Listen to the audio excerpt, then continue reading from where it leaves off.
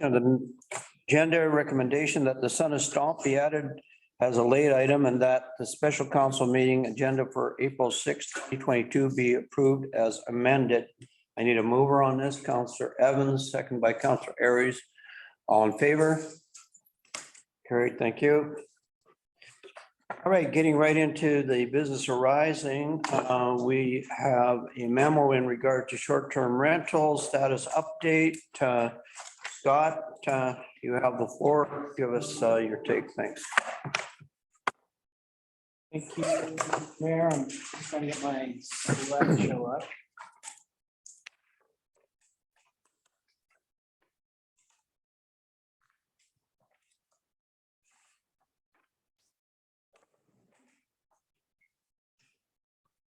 This is an issue that has been pretty hot lately in the community.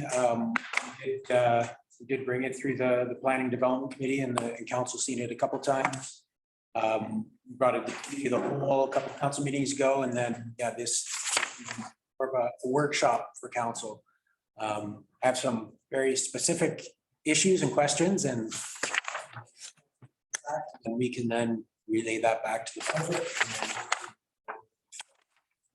Changes to I guess just in the meantime, Sarah and I have been responding to inquiries, probably getting dozens of phone calls every week, if not every day. A lot of people who operate a short-term rental or are in a strata that has some short-term rentals. And we're starting to hear from people who want to move through the process. So we have been accepting business licenses. We've gone about 8 or 10 business licenses from different stratas.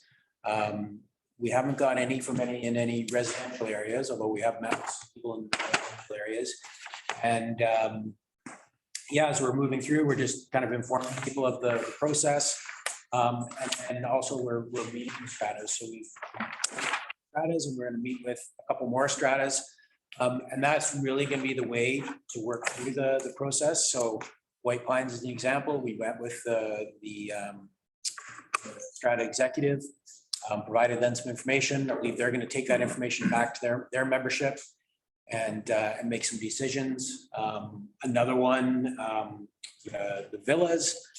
We have an appointment to meet with the strata there.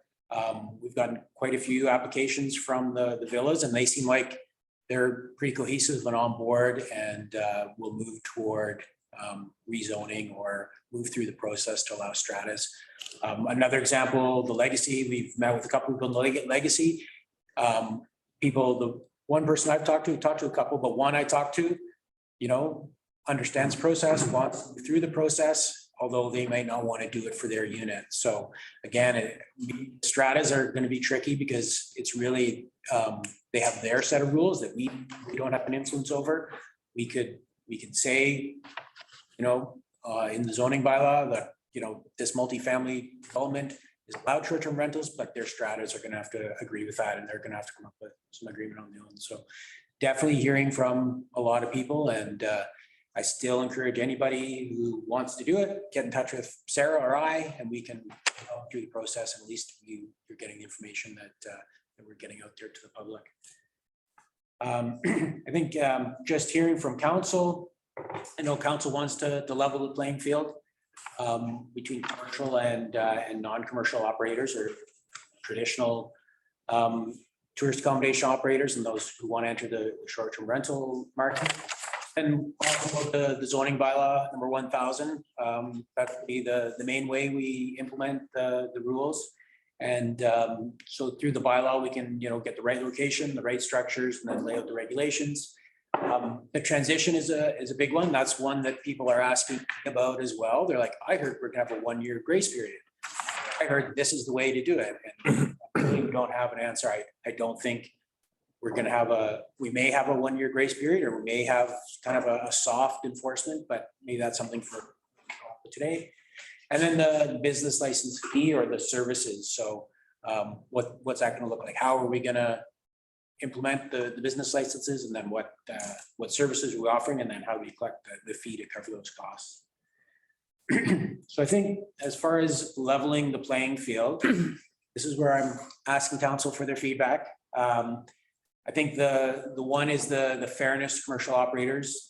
You know, you operate a hotel, there's going to be some things that, you know, are going to be difficult for us in local government to influence. So like insurance and staff, those are two costs of doing business that the hotel operators, you know, maybe they have. I don't know about short-term rental, what kind of insurance they require, and then staff, of course.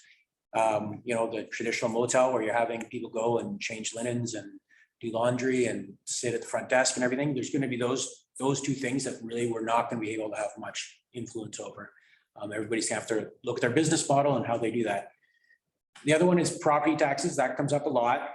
That comes up a lot on the inquiries we get. And people are like, you know, how is this going to influence my property taxes? How's my assessment going to change? And I would say this is another one that we're not going to have a lot of influence over. How BC assessment assesses their property, usually based on use. It's not going to be based on zoning. And then also with the property taxes, if you look at, you know, a 12-unit motel and you divide their property taxes by each unit they have, it's probably not going to be that far off property tax wise than a single family dwelling that has one unit they're renting out. You know, people could understand, you can see that a motel value, building's bigger, it's a commercial property, but when you break it down by number of beds offered or number of rooms offered, the property taxes aren't going to be that different. And I think those ones are going to kind of work themselves out on their own. Business license, so that's a big one where right now there's a lot of people just don't get business licenses. They haven't had them, they never thought they needed them, or they chose not to get them. All the motels and hotels in town, they have business licenses, the regular inspections. We look at them when we get them, we look at the parking, we look at what they're doing, make sure they're zoned correctly. Brett goes out and does an inspection initially, and then there's a yearly inspection. So that's one thing where we can start influencing the short-term rentals, ensure that everybody has their business licenses, they're zoned properly, they're getting their fire inspections, and that someone is going to one of those businesses, they can see the business license on the wall, and they have some assurance that everything is being done as the way it should. And the last one is the MRDT. So that's a big one where, you know, when council brought in the MRDT, one of the deals they made with the hotels and motels was we're going to make sure everybody pays for this. And I think everybody agrees that Sickmoose is an awesome place to come and visit. And how do they know that? And it's probably because the district has put all that money into branding. We have the tourism, putting it out there, and everybody benefits from that. The grocery store benefits from that, and also someone who rents boats benefits from that, and short-term rentals benefit from that. So I think the idea is we want those short-term rentals to pay their fair share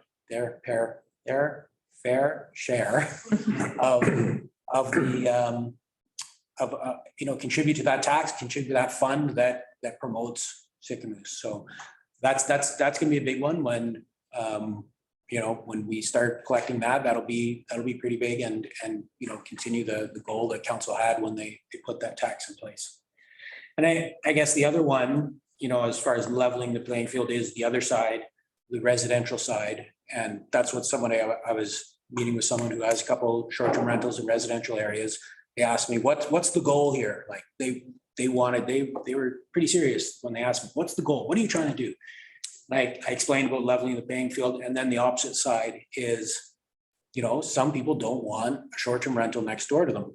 And it's not they want a short-term rental. They don't want 16 people showing up in a party mood, you know, on Wednesday night and being loud all weekend, up their parking and everything else. So that's the other side of leveling the playing field is that people in residential areas, that they can continue to enjoy, you know, the peace and quiet of their residential area.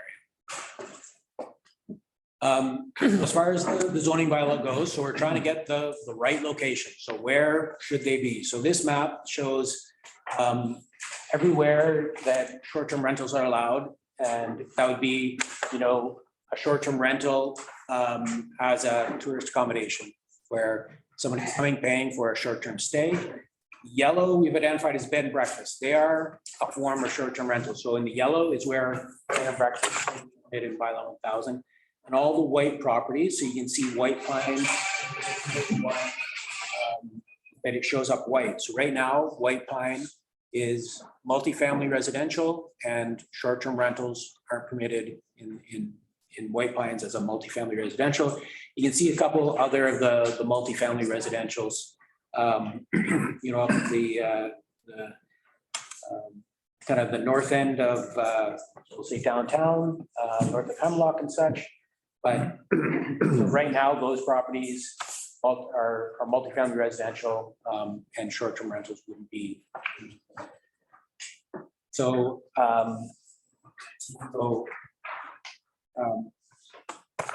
ask council right now, where would you like to see short-term rentals permitted? Where would you like to see some regulations in place? Is there a place where you don't want to see short-term rentals? One thought could be allow them in any multifamily building. You know, if you want to allow them in some way in other residential areas, then let us know. But yeah, that's fine. And my first question to council, what would you like to see? Hey, Jeff. Through the chair, the question that I keep getting asked is parking. How are you going to tie the parking to the short-term rental? What are you going to do to enforce? And I guess there's some indication of some fines. I don't know what the number's been picked out yet. I've heard a variety of numbers, but if you have a short-term rental and you get a fine, how's the fine going to be levied? The concern is the neighbor going to make the complaint? Because the neighbor could be a person that like the other neighbor and they're going to complain anyway. So how are we going to enforce that complaint-based bylaw? Or are we actually going to have a bylaw officer that works from 2 in the morning, Friday, Saturday, Sunday, so that he's available? Because I'm not sure about the RCMP showing up at your door for a noise. So those seem to be the biggest concerns, is the parking. Bed and breakfast in the yellow, that would generally mean that the person is living there. Is that going to be the case? Right. So if they apply for a bed and breakfast license, it's going to be within their residence. So the rule of having to actually have somebody responsible on site. So I don't see an issue with that, but it's the ones that got the lockbox on the door that seem to be disturbance causers. So just what I'm hearing in my opinion. Go ahead, Scott. So those are all excellent points, and we'll address them later. But right now, I really want to talk about where. I want to keep you guys on track. I want to talk about where you want to see them and where you don't want to see them, and stick on that. So, Court. Yeah, through the chair, I think you know, most of the condominiums in the community are kind of set up for vacation homes, and I really do think we should, you know, the stratas look after their own places almost 100%. So I really think that the stratas, all the stratas, and I don't know why, you know, like I say, the legacies and White Pines or you know, or have a problem there, but I think they all should be, all multifamily in that zone should be for sure. Gordon. Malcolm. Yeah, I agree with Councillor Bushel about stratas. They can self-regulate themselves. We shouldn't be big brother to them. It might be heavy administratively, but instead of zones, why don't we just let the public again regulate themselves? Allow it anywhere, subject to a process, you know, proper zoning, business licensing, sending out information to your a 50-meter, excuse me, 50-meter radius of your closest neighbors, and have those licenses renewed on an annual basis. So if anybody abuses the license and the neighbors aren't happy with the business, it has to get renewed every year. It's just not a given. You have to go through that process every year. So if a business license gets red flagged during one year, then it's revisited before they're reissued a license the next year. Let the public regulate themselves, allow short-term rentals anywhere where the neighbors think it's suitable. All right, thanks. Colleen, go ahead. I agree with the condos policing themselves. I don't think we should be dealing with those. They have their own boards. I disagree with short-term rentals everywhere. People moved into a community to raise a family. So not knowing your neighbor, every week you've got a new neighbor, you've got kids playing in the street. So I'm kind of against that. There should be areas that you're allowed short-term rentals, and residential areas I don't think should be. We also, part of the reason that we're going in this direction too is Sycamoose needs housing. So if every free house is Airbnb, we're never going to grow our community. So that's why, back to condos, I think condos are a fine place for short-term rentals. However, residential areas, I think you need to be really careful with, as far as people didn't, I mean, if I were raising a family and bought a house in Sycamoose, the last thing I'd be worried about is I don't know my neighbors every day. You move into a neighborhood because of the kids in the neighborhood, because it's a community, not a commercial business. So those are my thoughts on that. And yeah, parking, but you're going to get into parking. So those are my thoughts. Welcome. You're next. Just to stay, excuse me, just to stay focused on location. I agree with Councillor Anderson. I wouldn't want to live in, let's call it the tree subdivision, and then have a new neighbor every weekend that's got 16 people in there. But when I said follow the process, there's one car per bedroom. I think that the rules are, not sure, but we're still sticking to location. Processes will address that, and residents that when they're sent out, when you have to rezone from residential to commercial as part of this process, and you send out letters to your neighbors, that's when your residential neighbors have input to say, no, we don't want that in our neighborhood. So again, I think if we allow it everywhere, the residents are still going to police themselves on where it's actually allowed. So I agree with what Councillor Anderson's saying, and I think if it goes through the process, and part of the process is getting rezoning from residential to commercial, and part of that is identifying your 50 meter radius of your closest neighbors, they'll say, no, we don't want that here. But let them decide instead of us. Councillor Bushel, and then Councillor Anderson, and then Councillor Malmston, and Councillor Aries. Okay, go ahead. Okay, thank you through the chair. Yeah, I have a list of them all along, but if we stick to zones, Scott, I didn't know why the town center, the highway commercial, the waterfront commercial, the tourist accommodation campground, the moorage group, or the commercial marine would not be in those kind of zones. Like if, yeah, we end up working to get towards a float home community. Let's say it's an Old Town Bay, very popular, out on the coast as short-term rentals, and they're all commercial zones. So I didn't know why we didn't include those in the zones. Just curious. All right, he's taking notes. Councillor Anderson, you're next.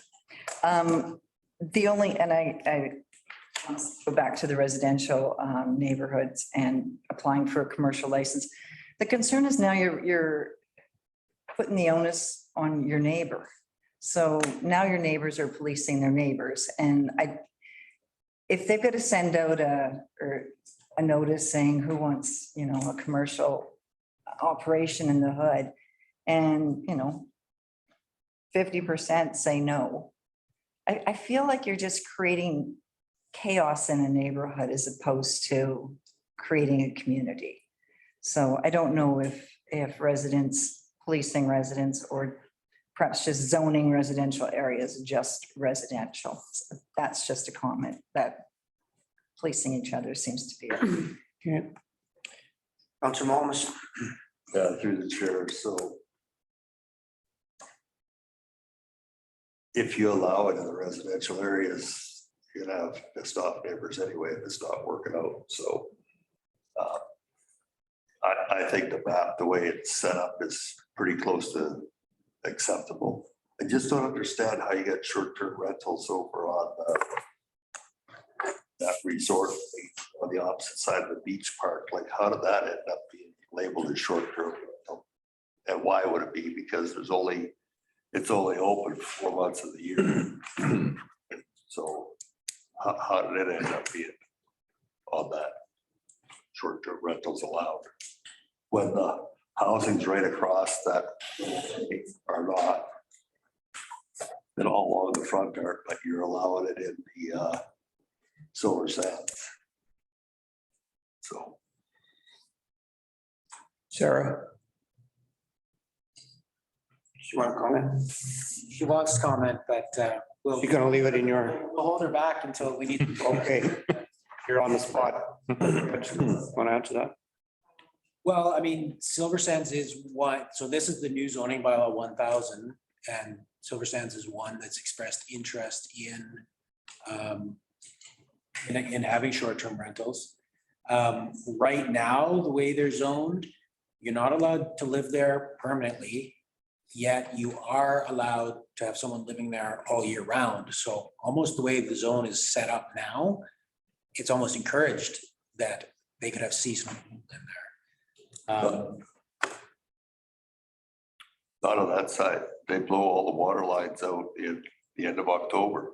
So, right, so on that one, I think we're just treating that one the same as, so that's Sickmoo Sands. So Silver Sands, they're set up kind of almost that way in the zoning. And basically, the way it is, bylaw 1000 right now is set up to recognize them as allowing short-term rentals. But Go ahead, Ryan. Through the chair, just to follow up on Jeff's question there, the RV parks are set up as stratas, so that would have some influence over why they have that autonomy, right? They're considered similar to condos in that way. Yeah, I can't answer really why they're set up with that type of autonomy, but I mean, I think the idea is most of them, people are vacationing anyway, and they have their social side of things, and people kind of accept that, you know, people are there on vacation as opposed to a traditional residential neighborhood. Right. But they are stratas, and they have that in common with the other areas. So we can depend on them to have some of their own rules and enforce them then. Correct. To follow up, I would like to see a pretty substantial reduction in Airbnbs in residential areas. But it's not as simple as that on the face of it. So I don't want anyone to come at me saying I'm entirely opposed to it, because I recognize there's some residents that live in the tree streets that have a room or part of their home available for Airbnb that possibly really depend on that income for their livelihood as a resident here in Sicamous. And I would really feel bad to take that away from some of the residents there. And some of them are probably providing some of the best Airbnb experiences and are some of the best Airbnb neighbors that a person would have in a residential area. Now, it's pretty hard to write bylaws that take into account all those nuances. So I'd like to apologize to anybody who feels targeted in that process, because of course we're really aiming at the people who've aimed to buy in these properties or to live in those places as their residences, and people who just rent out a room on Airbnb and use it to meet their expenses. They're still a resident in my eyes, and it will be nice if we can make it so that people have the freedom to do those things in their residences.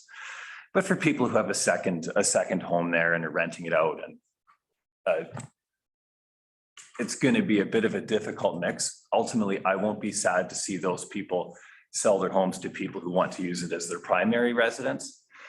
But ideally, through the parking limitations, the operating permits, having the proper insurance, and taking care of the other requirements that come with operating a business out of one's home, that those would be pretty substantially reduced in the process.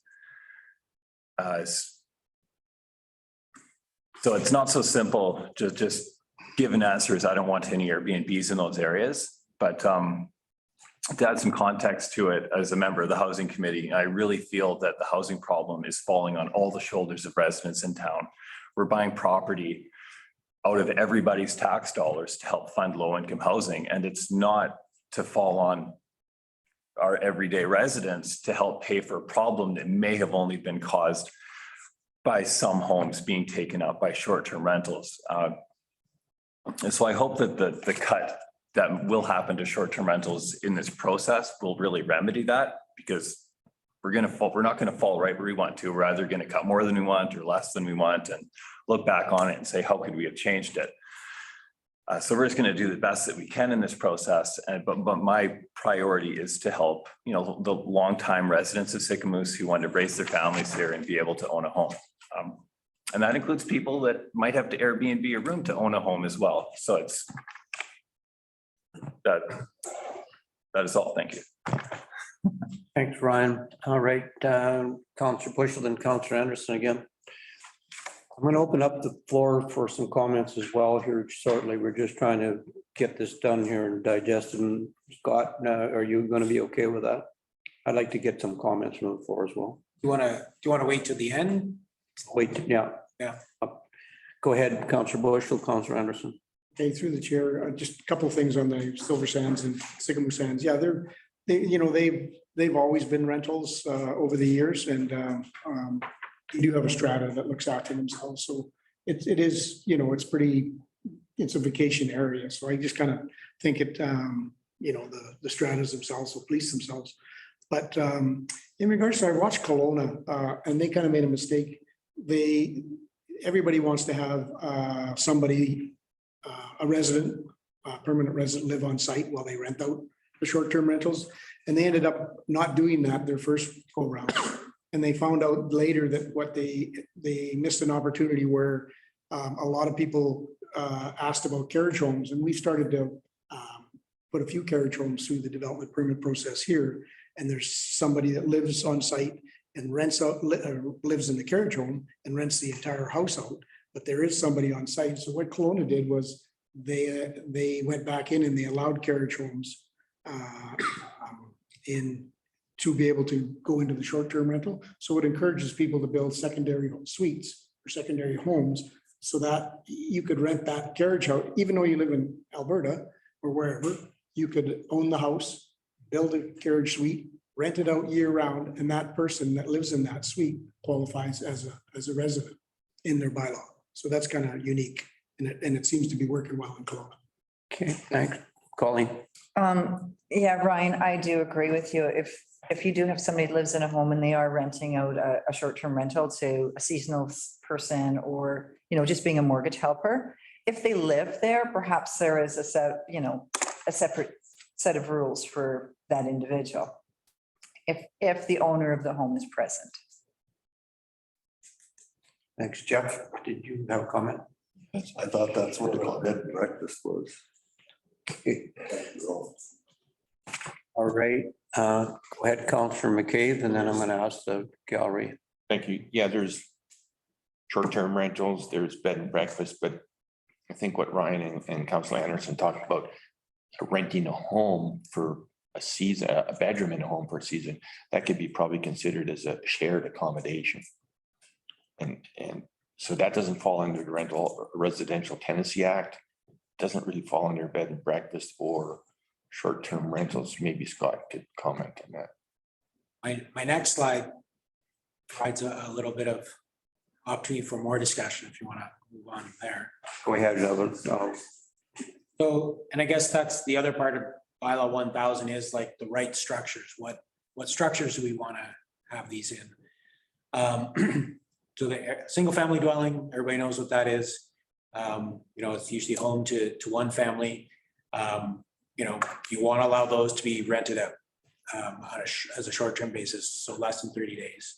Then there's, a single family dwelling where, that's the primary home of the family, but then the secondary suite. So that'd be a suite within the home, either basement suite or a room on another floor where, people have a access to a kitchen and a bathroom, we won't allow those. Bed and breakfast is when someone lives in a home, they're not offering someone a kitchen, they're renting out a room, they're giving the people maybe breakfast in the morning, but the people, are living in the same, it's a primary residence and guests are coming and going. So that's the bed and breakfast. And currently that is permitted in the residential zones. It's not permitted in the multifamily zones. So I guess, bed and breakfast aside, although if someone was in a single family dwelling as their primary residence and they're renting out a secondary suite, that includes a kitchen, or someone is living in the secondary suite. So what we have seen is someone, they build a suite, they live in the suite and they rent out the rest of the home. The rest of the single family dwelling is the short-term rental. And then there's single family dwelling and they rent out a garden suite. So they're renting out they're building a little cabin in the backyard. They're living in the home and that garden suite is the short-term accommodation. Or a carriage house. So difference between a carriage house and a garden suite is carriage house is usually a garage with the suite on the second floor. Multifamily dwellings, do we want to allow multifamily dwellings for rentals and park models? So I guess this is another question for council. How do you see this working? What do you want to see as far as the structures? And these do influence the housing market and availability for affordable housing or attainable housing. Obviously a single family dwelling is rented out on a short-term basis. It moves a family out. One of the things we saw from our consultation was in some of the motels in town, they're full in the summer with people who are moved out of single family dwellings. They rent during the winter. In the summers, they go into the motels because the owner of the home, there's the lease, they make more money renting it out on a short-term basis. Another example would be you have a single family dwelling and you have a secondary suite and people are renting out that secondary suite. Well, that is kind of an entry into the rental market, right? Basement suite is kind of a lot of people probably, I lived in my fair share of basement suites. So the question is, does council want to see those basement suites taken away from the long-term rental market, or do they want to see and then the other one is the garden suites and the carriage houses. They are another way to offer long-term rentals in the community for someone new to the community or someone looking for their own little space. Maybe it's a step up from a basement suite, it would be a carriage house. So for council to keep that in mind when they're considering this is, how much of an influence could these have on providing the rentals for families, the permanent rentals. Right now, in the bylaw 1000, basically, we'll say in the tree streets, single family dwellings wouldn't be allowed to Airbnb them, but all the other ones you would be allowed to, they'd either fall under the permissible Airbnb, or they would fall under a bed and breakfast. So we're considering a secondary suite as a bed and breakfast. So yeah, I'd like to hear from council on that. You already started the topic, so let's continue. Bob, go ahead. Thank you, through the chair. I just got a couple questions to clarify my own mind. So in the yellow zone here, the bed and breakfast zone, if I was, let's say on Pine Street and I had a carriage house, could I use that as a bed and breakfast? I'll defer to Sarah on that one. Yeah. Finally. Councillor Evans. So yes, if you do it on Pine Street. One. Carriage houses and garden suites, so sort of three formats of an accessory dwelling. And it also allows bed and breakfast. And the current bed and breakfast regulations would allow it to be in one of those detached accessory buildings.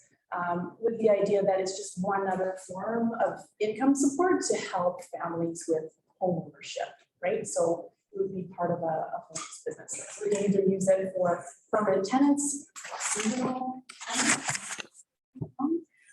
or they could use it as a bed and breakfast. Whichever format works the best for them. Right. Can I ask one more? Go ahead, yep. So a follow-up question. So currently, my name is Jack. I sell my house. I'm applying to a guy named Joe who's moving up here from Calgary. Joe wants to buy the house with the carriage home. He cannot stay in Calgary and rent the house and the carriage home out in this zone as a B and B unless he's living there. Is that right? So the way the bylaw is written, it's not written in a way to be biased against tenants, right? So just because you can't afford to own a home doesn't mean that you don't should have the right to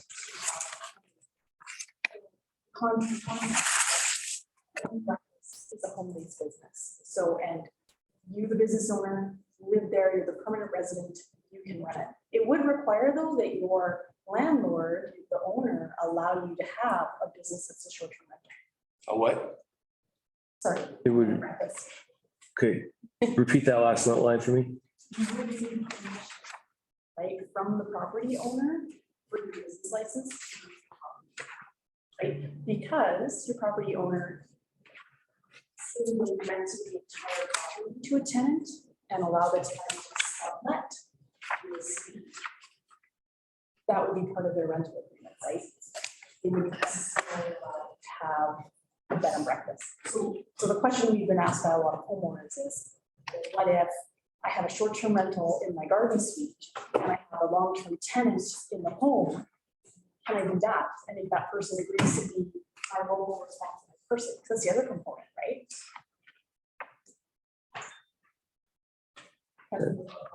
I think the answer is there has to be a permanent resident in the single family dwelling. Okay, and one more question, if I may. Go ahead, yep. To do that, you need a business license. To have a bed and breakfast right now, we need a business. Okay, thank you. Councilor McCabe? I still think my earlier comment about location would solve all these bullets here, really. With residents saying, no, we don't want the Airbnb and the tree subdivision sort of thing throughout. With the rezoning process, you know. My opinion is that I don't think Airbnb should be allowed. It should be a detached dwelling, whether you call it a garden suite, a carriage house, or secondary, but it should be detached, standalone with its own kitchen, its own facilities. And then subject to all the new regulations we put in place. I think that would achieve the numbers that we're trying to look at by the locals deciding themselves what they want in their neighborhood. And Jeff? Yeah, okay, just kind of thinking about where we want them and where we don't want them. We gotta remember, we want them because it's part of our community. It has been for quite a while and it's contributing to the MRDT marketing fund. So one thing we didn't talk about is RVs because an RV park, if it happens out at Old Town Bay, you can have a potential of 380 RVs out there. And it's a resort atmosphere and it's a strata, it would be a strata. So, you know, I would allow it and I think it should happen in the RV resorts as well. And then other areas like over at Trouton's property over there, it's too small, the streets are too small. Bayview's another place. I mean, they got places up there where they have 2 neighbors side by side have 10 vehicles basically on the lawn and on their driveway. And it's just, I mean, and those aren't even Airbnbs, those are residents. And it's just, Bayview's, the streets are too tight. It's fine right now. They kind of been getting away with it because there's, you know, the subdivision's not full. But when that subdivision becomes full, Bayview's, it's just not the right place for Airbnbs in my mind. Jeff, you're next. Just a question, I guess. We keep referring to the idea that you're gonna come in and get a business license, whether you're a garden suite, a single family, no matter where you are.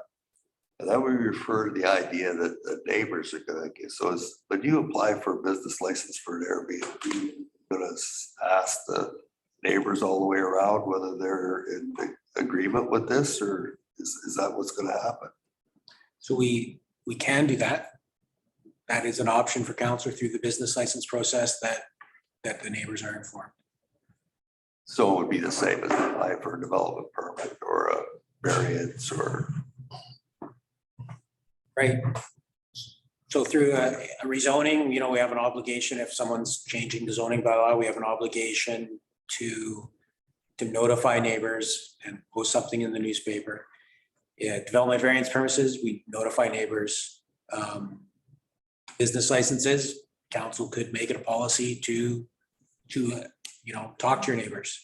And we'd receive feedback from neighbors. We could do that. I think that I actually thought that's what was gonna happen. We keep talking about zoning, but the zoning is just the bylaw. The zoning, you're not gonna go through and rezone 419 Pine Street because they want to be an Airbnb or a bed and breakfast. We could do that. Then what happens when it's sold and somebody else buys it? They have to come back here for a rezoning thing again. Like, that's a waste of mine and staff's time, in my opinion. If you make it that when you apply for the business license for a bed and breakfast or an Airbnb, you're responsible to go to your neighbors and say, this is what you're gonna do. Have a form that they gotta fill out, sign, and say they're an acceptance of it. Because then that way it'll come to Malcolm's point, and it'll self-police itself that way. It's gotten, So as we move forward through this, I do have those questions for you as well. Like, I guess the question I have for you today is, what structures do you want to see as, traditional bed and breakfast and Airbnb? Like, one, live on the property all the time as a permanent home, and then they have the ability to have that secondary suite as a short-term rental? Or is it okay if it's an absentee owner and they have they rented out short-term rentals from wherever they live? Bob, My question I don't know who I'm asking this to, somebody who knows what the answer is. In the process of clearing it with the neighbors, is it like a 2/3 vote? That, like 3 out of 4 neighbors are okay with it, so I get to do it? If 50-50 I don't get to, I'm just questioning that. I'm asking. If we do we do that now? Is that what we're proposing? So through zoning or through a development variance permit, when people submit, it's up to council to decide what that is. If 5 people have, Okay. not a very good reason, and one person has a very good reason, then it's up to council to decide, are they gonna go with the 5 people without a reason or the one person with a good reason? It's gonna be, it could fall on council at the rezoning or a variance stage. Business licensing, it may be you're just, providing a signature from your neighbors saying they're aware of it. That, hey, I went and talked to my neighbor. That just that the neighbors are aware of it, but. I've made them aware, but I don't need their approval. Right. Jeff? Yeah, I just revert back to the idea that, as the chair of the planning and development committee, we see enough zoning variances. We do not need to have you as an individual 450 Pine Street coming in here. Because once you zone it that way, then the next guy buys it, that zoning stays with it. And so we could end up with the whole town ended up being zoned for that use, short-term rental, because this owner did it, and he sold it, the guy bought it, it never came off, and the next guy does it. Like, that's the only logistic way that we have to enforce it is through a business license on an annual basis, because they have to come in every year, like Malcolm said earlier. They don't follow the rules, they get a couple X's behind their name and they don't get renewed. So that is the fairest and the simplest way to do it, is that by complaint, if they, and I'm thinking the complaint fairly stiff, so, you know, that's the biggest thing, is to have the deterrent there that the people are responsible. If they're making a revenue off it, they have to be responsible for their own property. The district is sick of most of the RCMP should be the ones having to deal with somebody that's making a revenue. And I don't care if TLMU wants to rent it out for somebody, that TLMU should fold at 2 o'clock in the morning and settle the neighbors down. Not me. And I'm fine with that, as long as they have somebody that is the actual caretaker of the property and they are the ones responsible, not the district of St. Louis. And if you have an Airbnb or a bed and breakfast and it gets out of hand, the big thing is how does the complaint get handled, which we can deal with later. But the big thing is somebody has to be available. That's what we discussed. Ryan? To the chair. It's an interesting group of ideas swirling around here but hearing them come together, it doesn't seem right to put it on residents to be canvassing their neighbors to be able to have an Airbnb. That I'm sure that Jen could speak to some reasons that I didn't have the Legion come and ask me about their patio we're talking about next week. It's the city's job to do those sort of things. But when you have a complaint, the idea here is that the police or the bylaw officer should never have to know about it. And the ones that they do know about are the ones that are going to be looked at when their business license would come under review on an annual basis. And that does seem like a fair way of measuring them. So ultimately, the neighbors all need to know not to call bylaw, but to call the designated responsible person, which would be the practical way to go about this, because it can't be relaying from the bylaw officer to the designated responsible person. So it's a bit of a tricky situation, because it's not an easy way to make all the neighbors of an Airbnb take the right step every time. And that's why it's difficult to make this black and white. And in some ways it's easier to just not permit Airbnbs in some areas. All right, Gord. And Just another way that a lot of municipalities are doing is they're providing signage as part of your business license. When you apply for a business license, the district will make a sign up and you have to provide the call number if you're not on site. There's a phone number. Somebody has to be able to respond within the half hour or an hour. And that sign goes on the building at the front door so that everybody knows it's an Airbnb, and also it's highlighted so you can see it at nighttime. And that's how it gets policed. And if somebody has a complaint, they call that number, and the bylaw officer, he doesn't have to run around and look in the file who he's going to call. So that's just a pretty standard thing in the Airbnb business. 1-800 conflict.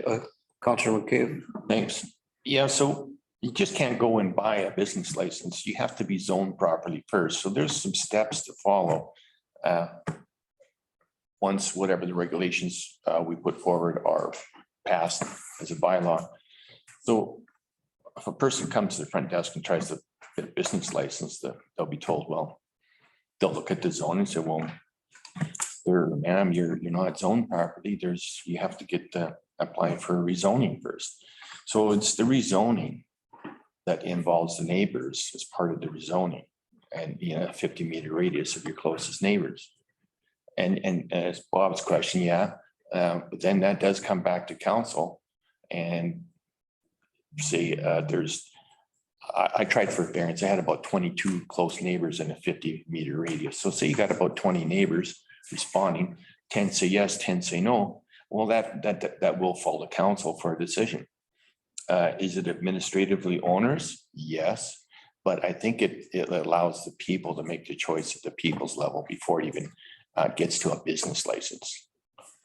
And then if it does get rezoned and they misuse the business license, it's renewed on an annual basis. And if there's any red flags, that person from out of town or out of province that's running Airbnb, they might sell it and it might be rezoned in a residential neighborhood, but as a commercial Airbnb, but that next person still has to come in and get a business license also. So again, I think it just falls back. I think we can achieve our goals. I'm on the housing committee too, and that we want to see some single family dwellings freed up for long-term rentals. I think it's causing a bit of a housing crisis, not the only issue, but part of the puzzle, piece of the puzzle. And I think this map reflects that.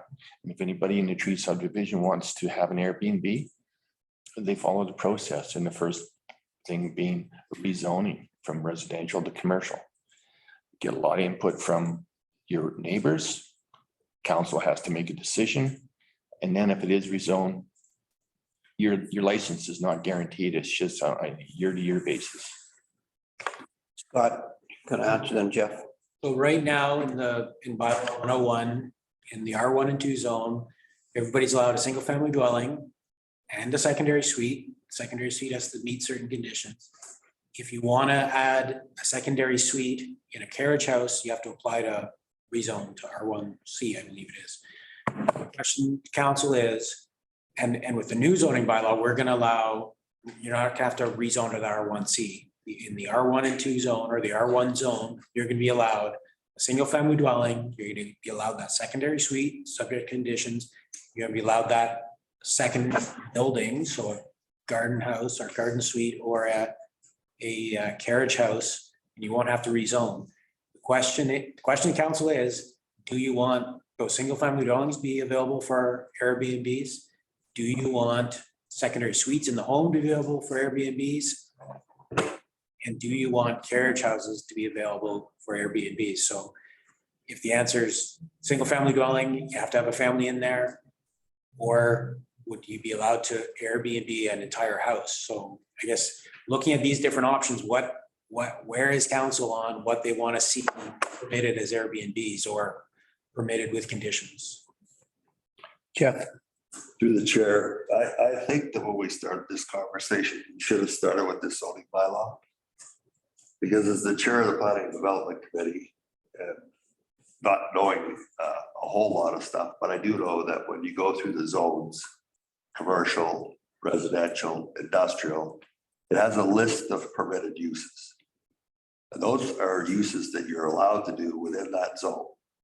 So we're not rezoning everybody that comes in for an application to do it. This zoning bylaw, if you read it, the second paragraph says permitted uses. So what we're asking is are those zones listed here? So residential zone as a bed and breakfast, as a short-term rental, site specific. They're not going to come in and get a rezone.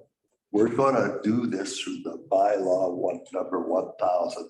We're going to make it that it is available to them if they wish to do it. That's the question we're asking. It's not they're going to go and come in here for a zoning permit. We're just simply going to state it's a permitted use in those areas. So we're talking about three different things here. If you want to allow it to be a permitted use in that area, they don't have to come and rezone. If we adopt this, they will be allowed to do it. So the only way to police it now is through the business license.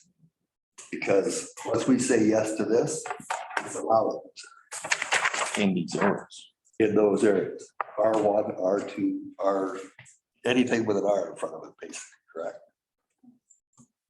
Not necessarily. Wrong. I'll explain it, please. Well, I guess we can get to that in a minute. Okay, But yeah, I guess the idea is, what does council want to see? What structures does council think should be available or should be available with conditions, or simply, no, we don't want to see Airbnbs in carriage houses? go ahead, Councilor Momus. so the correct place to address all of our concerns is in the zoning bylaw. Not in the idea of coming into the district office and applying for your 450 Pine Street to be an Airbnb or whatever. You've got to fix everything in the zoning bylaw. What house you will allow, what the terms will be, all that stuff. That's the purpose of the bylaw, not to have somebody have to come in and we rezone their property. That's, Sure. I think that's the wrong intention, isn't it?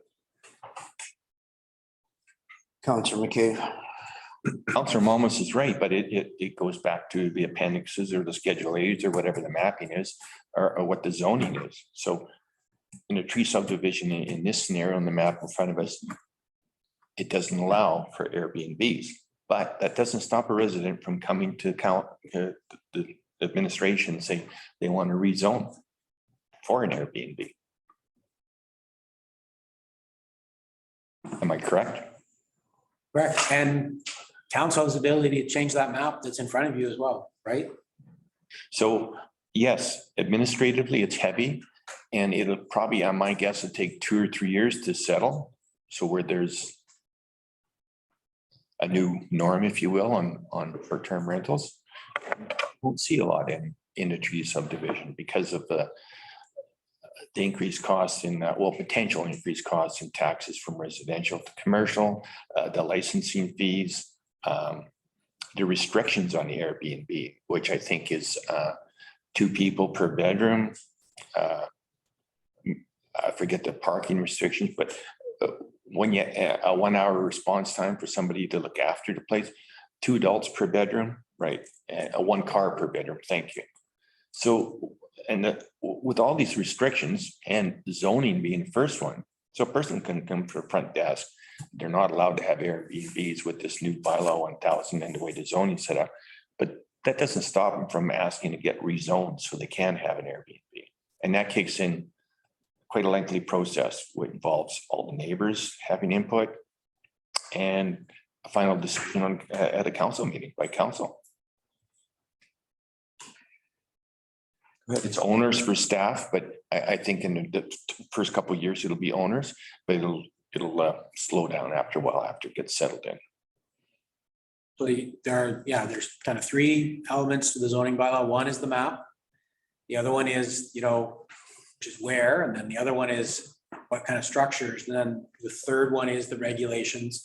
So these are the regulations in a nutshell, pared down. These are the 4 regulations essentially, if you want to have a short-term rental. So the idea would be someone applies for a business license and we make sure that they have a local responsible person and that it's posted on the property. And off-street parking, they need 1 parking spot per bedroom. So we have got calls from people with 3-bedroom condos and they have to show us where their parking is. Most of them only have two parking spots. So they'd be limited to 2 bedrooms. So on their business license, say a 2-bedroom and then 2 adults per bedroom. That one's gonna be difficult to police. Where they have, someone sleeping on the couch and someone sleeping on the floor. But the idea is that they only have 2 adults per bedroom. They can have 10 kids sleeping on the floor. But yeah, the idea is that if they have a 2-bedroom place, they're renting it to 4 adults and they have the required parking. So the next question to council is, are these regulations that are going to be in the zoning bylaw, are they going to be, they satisfy do they protect the neighborhoods or the buildings as council feels is necessary? Counselor Anderson. So Scott, based on this, is parking allowed on your front yard? No, you'd need an off-street parking spot. Good question, though. Can you pave your entire front yard and say, I have that many parking spots? Good question. So So right now, you just have to demonstrate off-street parking. If you paved your entire front yard and showed us that it requires the required parking for 3 bedrooms, you're right. Yeah, there's no requirement. then you could turn your front yard basically into a parking lot. Right. All right, Jeff. That's why I suggest that the idea is when you come for the business license, you should talk to the neighbors, because if you gotta pave your front yard, it's like some other atrocities that have happened in the community. And people phone, they're all upset because this building was allowed. Well, it was allowed because our bylaws allowed it. So if you want to get it right, the best thing is that you ask the neighbors, like, I'm gonna have an Airbnb and I'm gonna have a revolving front door And I'm gonna be living in the carriage house, but I'm putting asphalt down in my whole yard, so I got parking. Do you buy? All right, Scott, next slide. So, and then this is the transition, right? We have bylaw 101. We have bylaw 1000. We're moving towards bylaw 1000. We have people right now who, are interested in rezoning their property to allow for short-term rentals.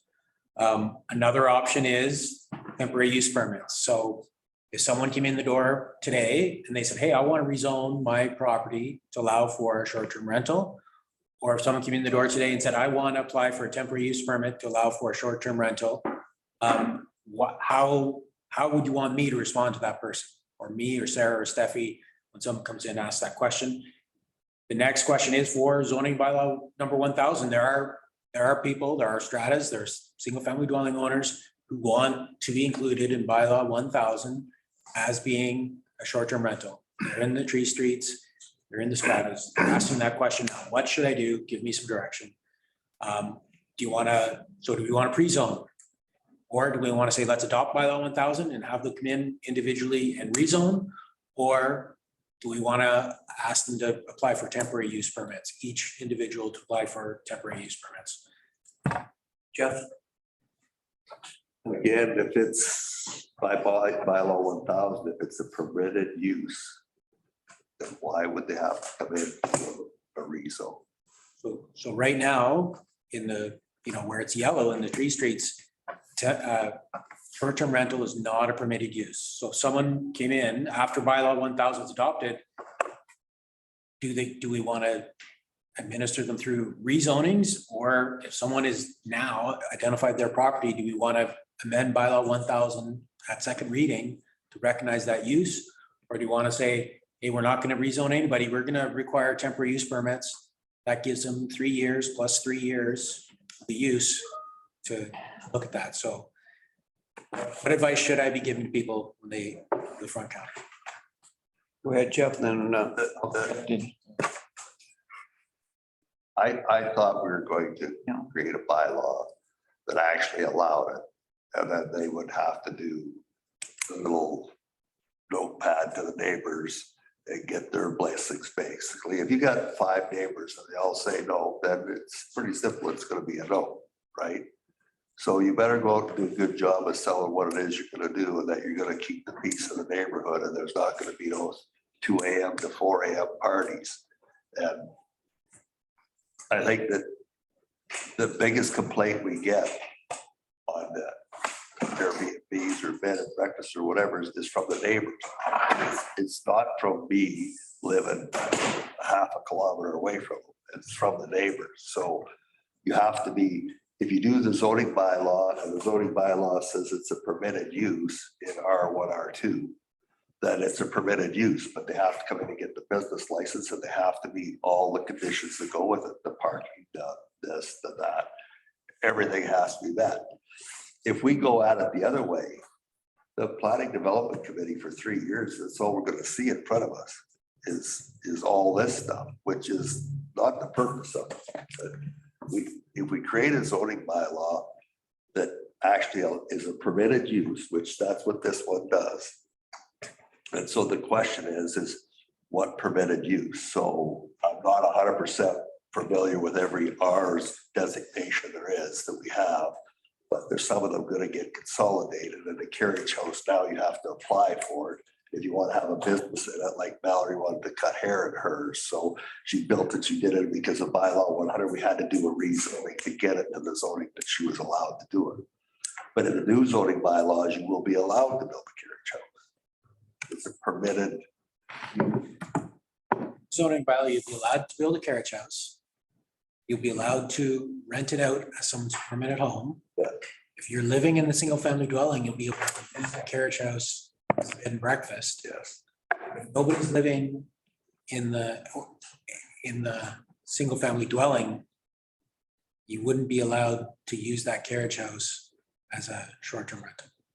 And I thought that was exactly what we're going for. So I think that that would be an acceptable thing. The idea is if you have a single family dwelling and you live there, like with a bed and breakfast, because I got two cousins that have bed and breakfast on the island.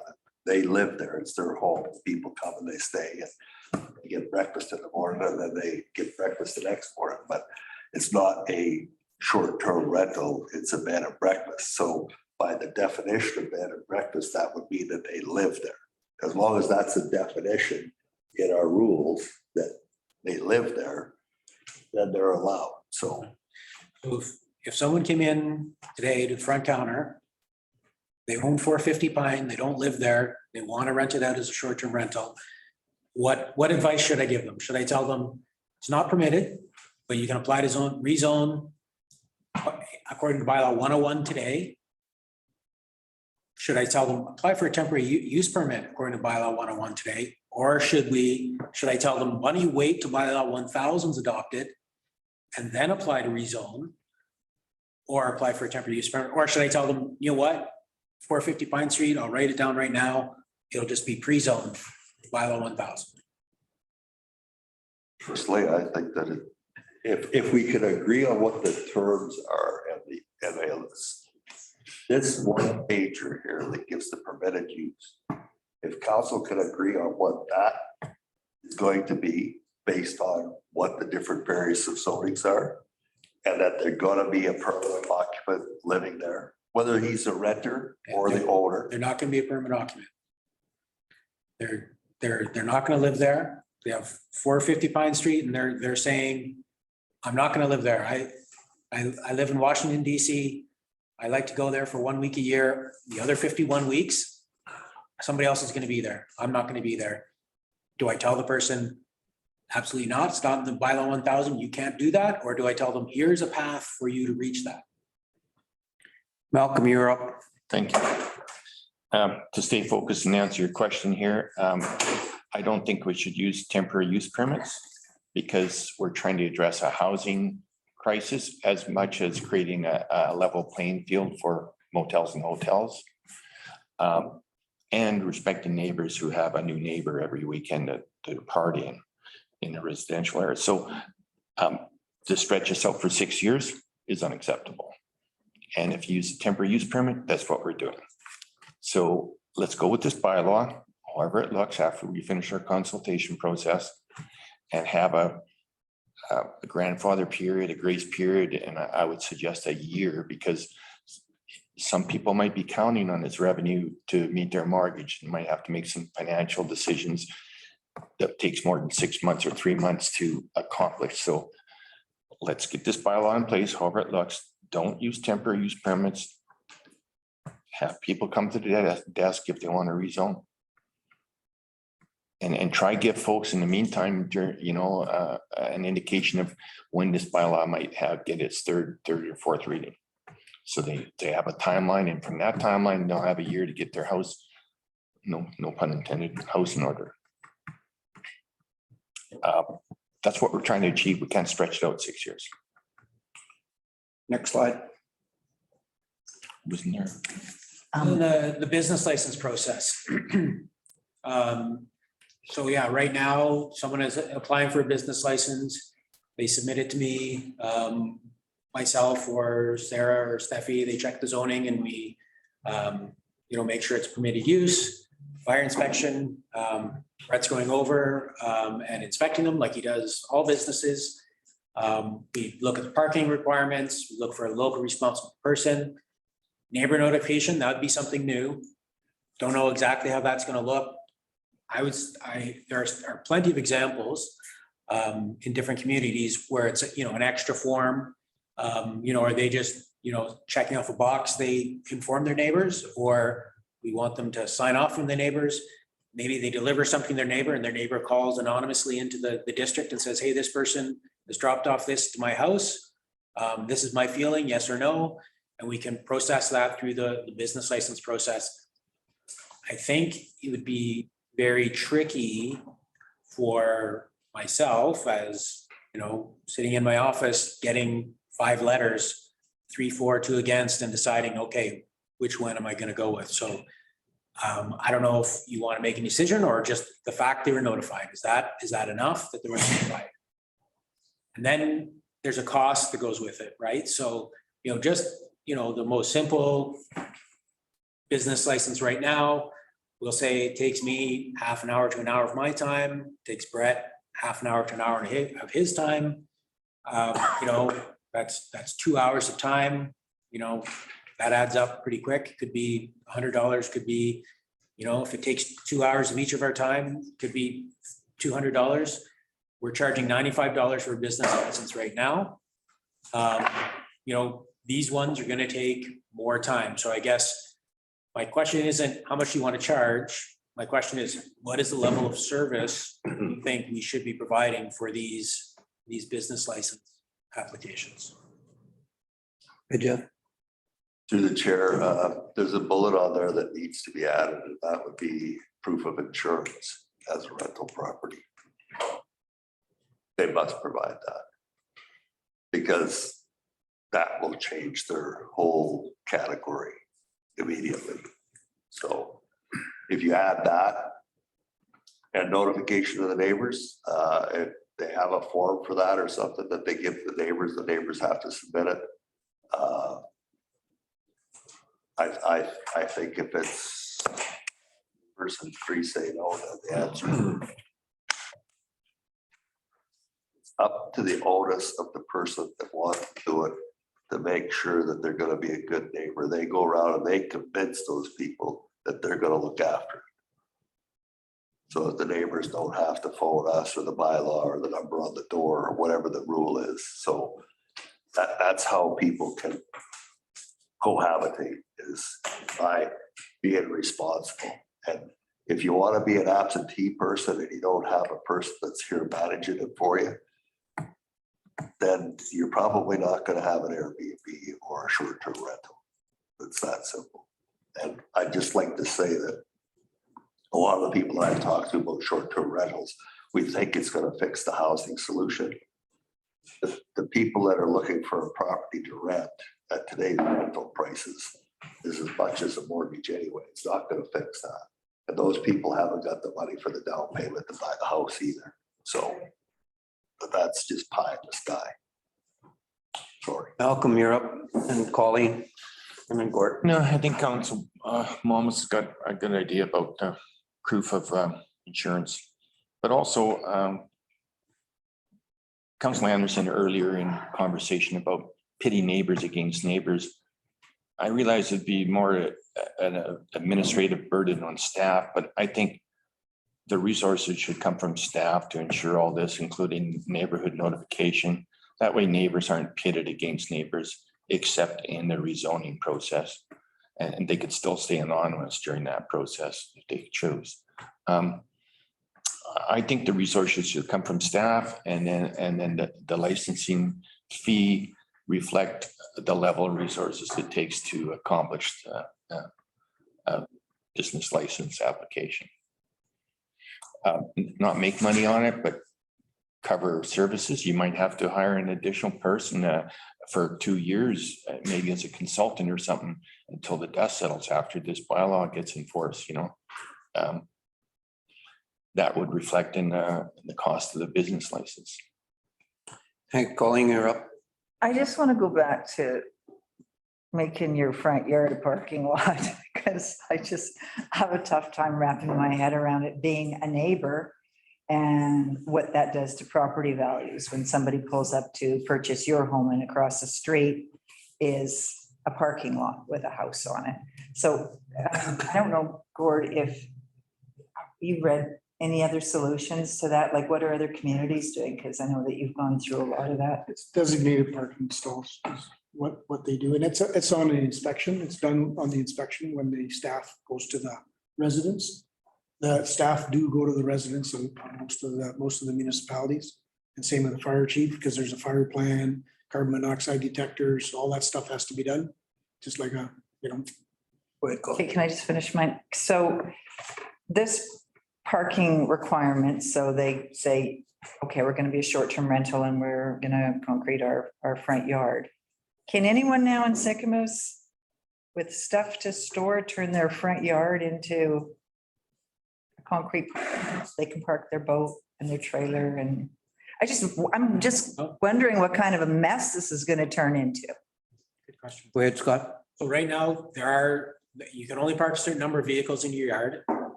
They limit the size of the vehicle, so you can have one truck greater than whatever. Yeah, it definitely limits the number of uninsured vehicles in your yard. So, we'll say you're allowed, I'm just gonna throw numbers out there. I don't want to quote me. I think it's like you can have 10 vehicles parked in your yard, only like 4 uninsured vehicles, 1 vehicle greater than a certain weight.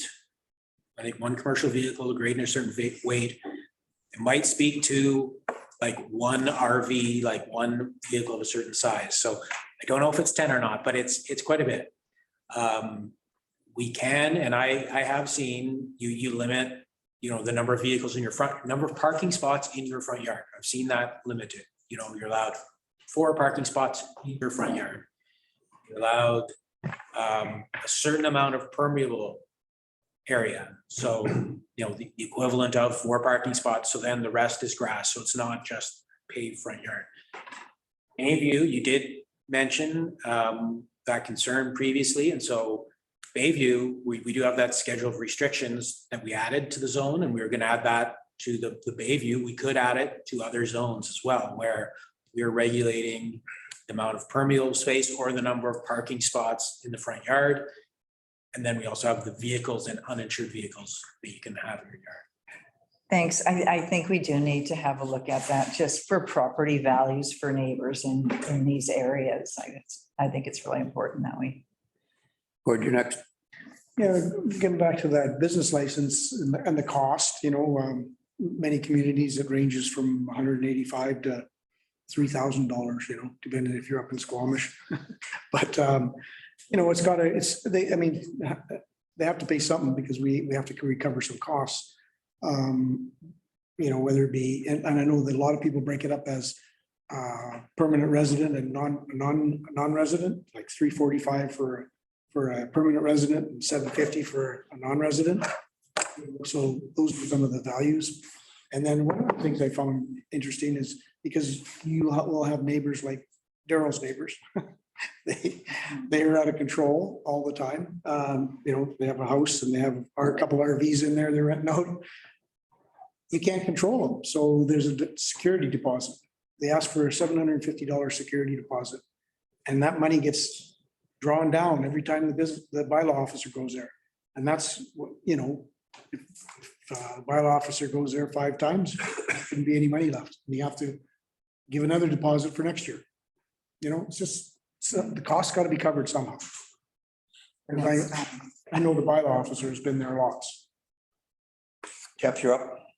Yeah, $750 for the bylaw officer to go there, and then when that money runs out, so that's out, that money's gone after 2 weeks. And the rest of the year is free. They don't care. So, like I said, I think that the staff has done a good job with this the way it is right now, and that just need a little clarification on the permitted use, because bylaw 1000 basically covers a lot of zones within.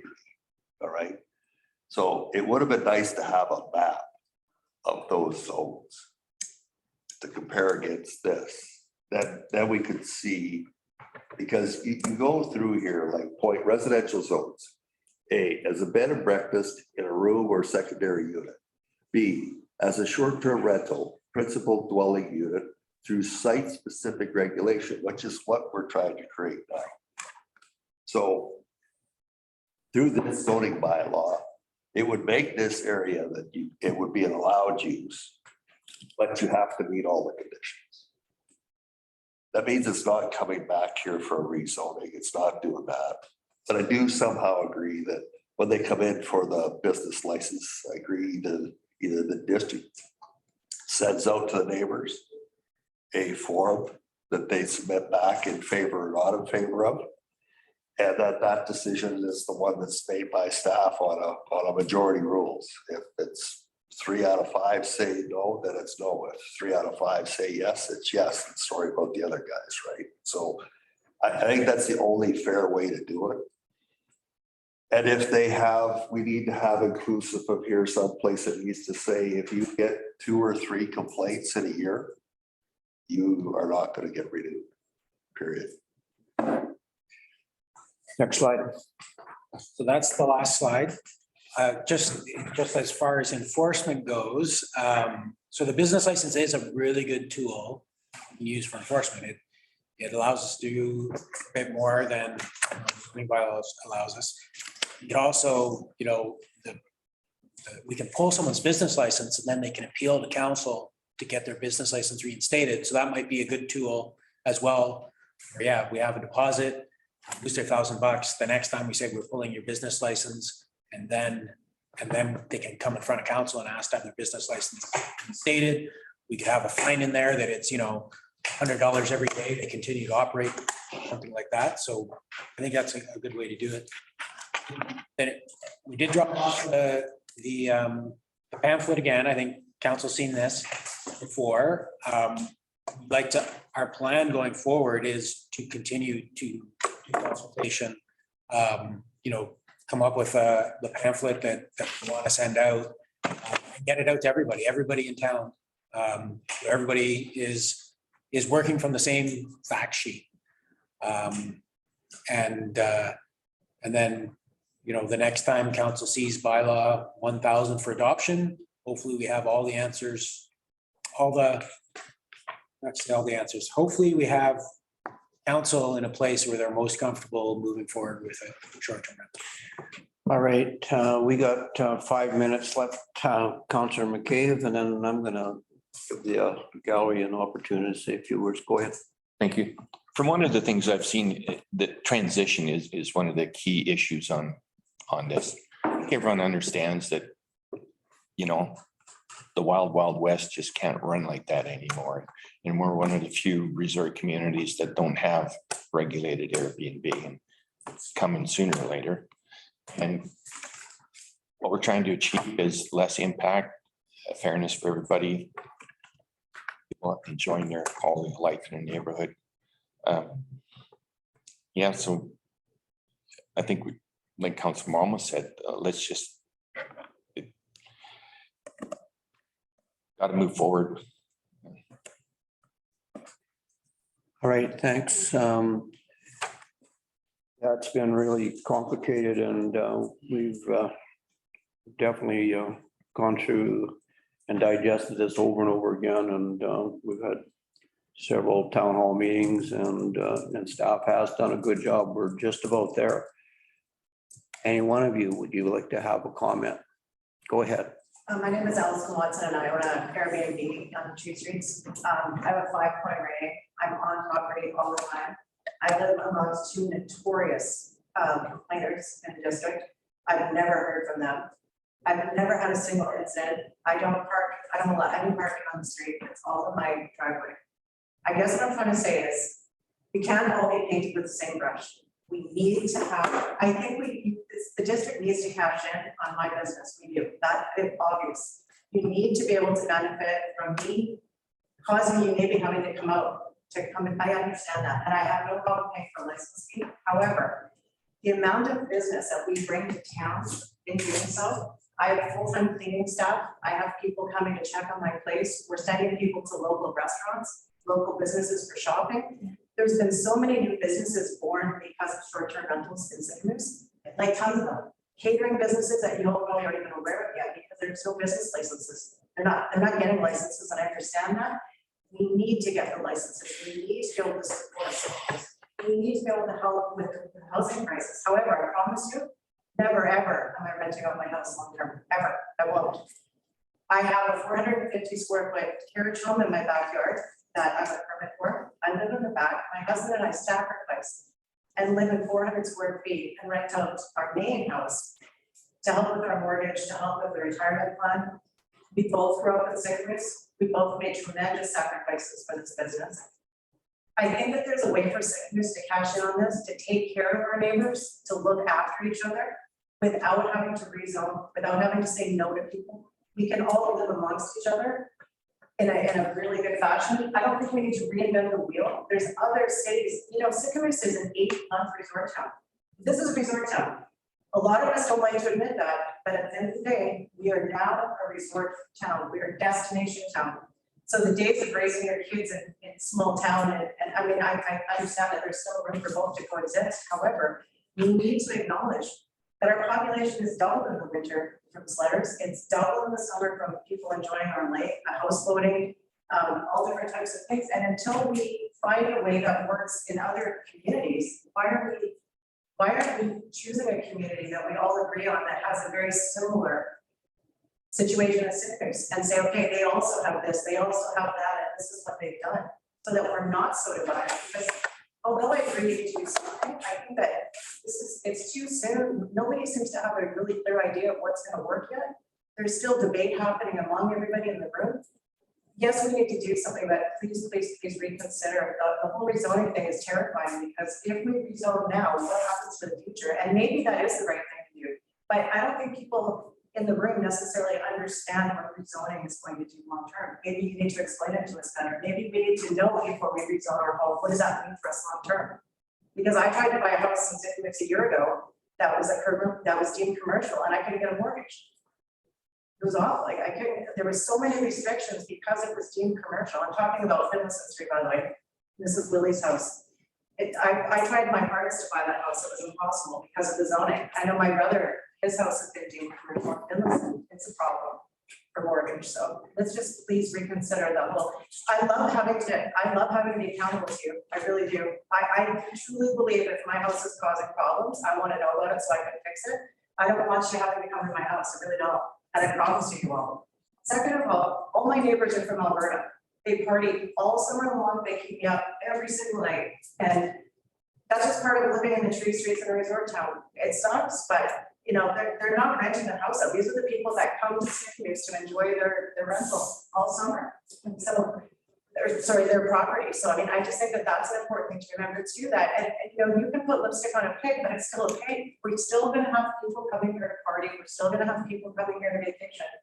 So, you know, those people that own the properties all around us that aren't doing short-term rental are still having all their friends and family come out all summer long. They're partying. They're having fires where they should be. The music's blaring all night. I mean, there's no one to call. No one cares. Point well taken, Jeff. Maybe you could just be the spokesman for this bylaw. Sure, exactly what we're looking at. Sorry, you're not the problem, but there are problems. So. Can I just piggyback on that a little, like the commercial zoning? I agree with you. It is problematic, and I also have tried to purchase a home with commercial zoning, and local banks will not give you a mortgage for that. So I'm part of the Shuswap Villas, and we would like to be able to do the short-term rental. But is there another way you could zone it? Could you make a new zoning just for short-term rental, for instance, or something more applicable that's not, or zone this as a bed and breakfast or something more applicable, because commercial is not exactly accurate for that. Sarah, you want to answer? This has come up a few times when I've talked to the folks that I've spoken to on the phone. Potentially. So when we talk about a zoning amendment, it doesn't mean you have to zone your property commercial and solely for that use. Zoning is really flexible. And what staff have recommended in the residential areas is this site-specific regulation, which you've seen in the literature. And all that is the zone remains exactly the same as it does for everybody else in the neighborhood, but just your property has this little notation that says that you're also allowed a short-term rental. And what that does in the context of doing the that now you would be able to do it in the main house. So currently in residential zones, we're proposing you can do it in the accessory dwelling, which would be like a carriage house or garden suite, right? So, and the idea would be that by going through a zoning amendment process, the neighbors have an opportunity to provide feedback on that. right? It makes it a public process, a little more fair in that sense. The other way, so the temporary use permit suggestion, that would allow a use on a short-term basis, and it can be used to trial out a use. So where neighbors might not be as receptive to a zoning amendment, because that's permanent once it's done, right? And the way I'm suggesting it's done, it preserves the residential use. Short-term rental doesn't mean you have to do short-term rental, right? And then the other permit is that council come up with a policy, say, if somebody applies for temporary use permit for this use, we're only going to issue it for a year or 2 years or 3 years. And when they renew, we're only going to allow them to renew for 1 year or 2 years or 3 years. Makes sense? And if that process were to go well, so whatever time frame council wants to set on it, then that property owner would have the option to apply for a zoning amendment. And what that process does is negates the necessity of changing our official community plan, which designates those areas as residential. Because as soon as you change that, now it opens up the designation for other commercial uses potentially. So the way the scheme is sort of set up at the moment is to preserve residential use. So it wouldn't become a commercial zone like some of the houses are in our town center. It has a C1 zone on it, but it's a house. And that's what's affected. But it'd still be residential. Okay. Even at Shuswap Villas, although it's multi-unit, you would keep it residential.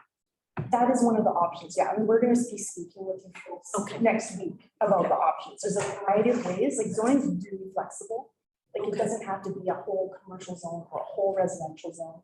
It can be half and half, or it can be equally mixed. But if my unit's zone commercial and I go to sell it, I've negated a lot of possibility of selling it because people can't get. Right, and that's what staff was speaking. Okay, Yeah, okay. yeah. All right, we're just about out of time, but Tia, I'm going to give you the last word because I know I'd Just a couple things. never Is, forgive me. Go ahead. We talked about, there was quite a list of different types of residents and renting out short term. But one of the things, I hate to throw another one out at you, but another one is people that want to retire here. So they've bought a house and their plan is to retire in a year, 2 years, 5 years, whatever their plan is. So in the meantime, they use it as a, they come out 5, 6 weeks a year and use their home and then of course rent out through myself, whatever, or through Candace here on the website. And rent for the other remaining of the year. So they're staying in their house. So that's another, type of residence that we have. I don't want you to forget about those. You know what, can I just give my own experience? I know you guys just have a couple of minutes, but I am the one that you guys are talking about that have a short-term rental. And when we came, we bought our property, I want you to swap out. I'm Debbie, and we came about 10 plus years ago. And we were drawn to cities because it is vacation, our kids were younger. Off and about we see this beautiful piece of property on Shuswap Ave, and we have this dream. The dream is one day to retire or someone said retire, whatever it looks like, we're not sure. So we keep coming back to Sycamus. We spend our dollars here every summer. All those businesses, that was the last day here, the coffee shop I go there, it's not quite open yet because the season isn't full tilt. And I get to know my neighbors. As soon as we come in, we start doing, my neighbors didn't even talk to each other. When you talk about, and I know that I've had neighbors that say, you know what, I've lived next door to this guy for 10 years and I don't even talk to him.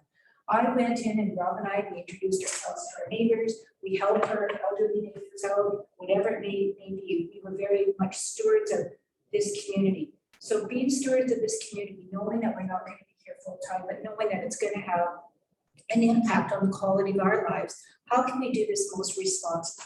So most responsible was, hey, we connected with this lady. We never met her before. This Tia. Tia has a business license. She pays the MIT taxes. She monitors our place. She ensures that anything that would be concerning. So she is a contact person. So that in itself adds a safety or a concern with regards to our property. Sorry. So we have that ability to ensure that our house is taken care of. Second of all is that I think it is like listening to and I worked in government for almost 40 years. So I can understand that when bureaucracy gets a little kind of crazy, I don't know the fellow here, Jeff is your name. You talk about, 410 or 710, it's going to be like a checkerboard community. And that to me is a nightmare. I know I had experience of getting to know my neighbors. I ensure that it's not any concerns. He has a contract that is like a pleather long, no noise after 11, no this, no this, no that, no that. I don't know how many family members come and visit you guys that have to write a contract out like this to ensure that they can stay at your house for 2 weeks. So I think when you look at that, I, from myself, would say, we pay, Tia pays taxes and everything. She has the business license. But if you're looking at saying that, short-term rental should have a business license, then have that, and then just have that sort of as an even playing field for everybody. I think you start pitting neighbors against each other. Like I say, our neighbors didn't even talk to each other. So it was like we had to kind of, make those connections and stuff. I think it's going to be too bureaucratic. You're going to push people away. And I think you have to really look at sort of what is the town of Sycamoose. Sycamoose is a destination community that people want to, live, work, play. And we certainly, have enjoyed being here. We want to be here. We want to bring our kids here. We want to leave it for our kids as kids. So I really don't feel that if you add this was incredibly confusing, the presentation. And I'm a pretty educated woman. I've been working for almost 40 years. And I find that, this and that, and R&Bs, honestly, for like a lot of them, they want to have that full, they don't want to be in a hotel anymore. I don't know if you guys know that when you bring in 2 kids or 3 kids or 4 kids, they don't want to stay in a hotel anymore. They want to stay where they can take their boat down to the lake and their restaurants and all of that. That's just my opinion, folks. And I just hope to hear that. I look forward to all the businesses opening up so I can spend some money in my community. Well, thank you very much for that. And staff, Scott, Sarah, thank you. And as you can see, this is extremely complicated. There's a lot of moving parts to it. And we have been digesting this now for well over a year. And we have taken different models from different communities, and we're just trying to adjust it to what's in the best interest of everybody. And I also understand, not everybody in this community that run short-term rentals are rogue. We get that. But there are some that have been rogue, and we also get that because we're the blunt of that. And when there's issues that are concerning, some of the local residents, maybe because they've been up at, till 4 o'clock in the morning based on their neighbor having short-term rentals, we hear about it. And so that's what makes this so challenging. But anyway, I think we're getting there. We will digest it. I think staff has got some more direction from council, and we'll bring this back. So thank you very much for being here today. We appreciate it as well. Thank you. All right, we've got to move on to the next item on the agenda. Yeah, okay. Go ahead, Jeff. I'm sorry, but I have a engagement that I have to deal with. I have to leave, but I do have some notes that I would like to leave with her regarding some of the, if that's possible. Yeah, okay, yeah, no worries. I just, Jason going to. Well, that's gonna, if it's gonna be 2 minutes, I'll hang, but if it's, I'll give you the logo. I'll give you the logo. Just so I go back to them and let them know. This is all for the cameras, and that's the house. Okay. That's the MOTI. Okay, Probably not board today, but like I said, this. thanks for coming today.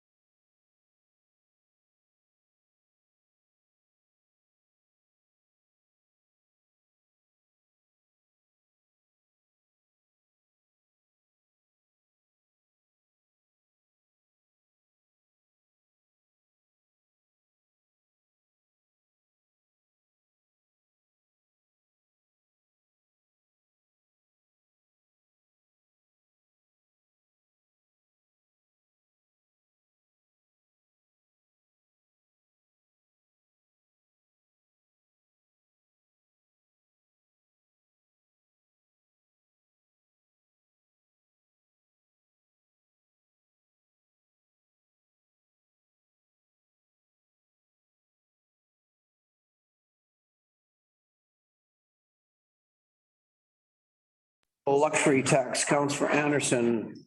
There's a recommendation that staff be directed to send a letter to the Department of Finance regarding the proposed federal luxury tax on recreation boats and the implication to the boating industry, and further that the letter be copied to MP Mel Arnold, MLA Greg Kylo, the Boating Beastie Association, and the municipalities that rely on the boating industry. I need a mover on this, Councillor Malmus or Councillor Anderson.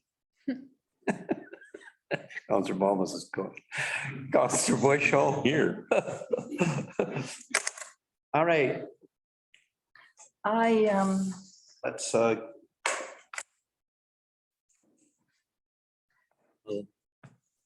Councillor Anderson, you want to comment? yeah, first of all, it's wrong on every level that somebody has to work so hard to make money and pay taxes, and then they have to pay taxes on the fun stuff that they're making with the hard-earned money that they paid taxes on. There's just something totally wrong with the system. So yes, if you look at the houseboating industry right now, if this passes and an investor buys a new houseboat to run on the fleet and Sycamores, whatever houseboat company, they'd be paying 10% tax on the build of that houseboat, which is a significant amount of money considering how much it costs to build a houseboat right now. But it's not just that. Where does this stop? So I think I just like council's support. I sent you guys all the attached information on this. So I just like support, just making some noise saying, you know what, people are watching, people are listening, and no, we don't agree with this. Agree with you. Councillor Bush, go ahead. Yeah, and I think it should go to all the other communities. Yeah. It should maybe UBCM. And so good. This is crazy. These people make the world go round. So we can adjust this recommendation that this does come to UBCM, or we can vote on this recommendation and we could later recommend that we bring it to UBCM. I agree with that as well. All right, any other comments on this? Go ahead.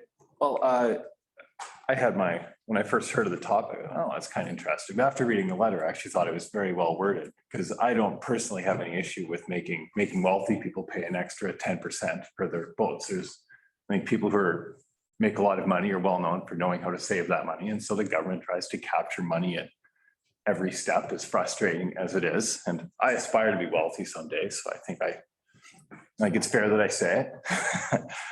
But as far as it could affect our boating industry, the most environmentally friendly way for people to use a boat is to rent a boat for the time they're using it and not buy a boat. So I really support the motion that we try to protect our businesses that let people recreate in a responsible way. All right, okay. Any other comments or questions on this? Okay, I'm going to call the question. All those in favor? Carried unanimously, right? All right. All right, invasive mussel defense program. Again, Councillor Anderson, this is also something I've always been concerned with.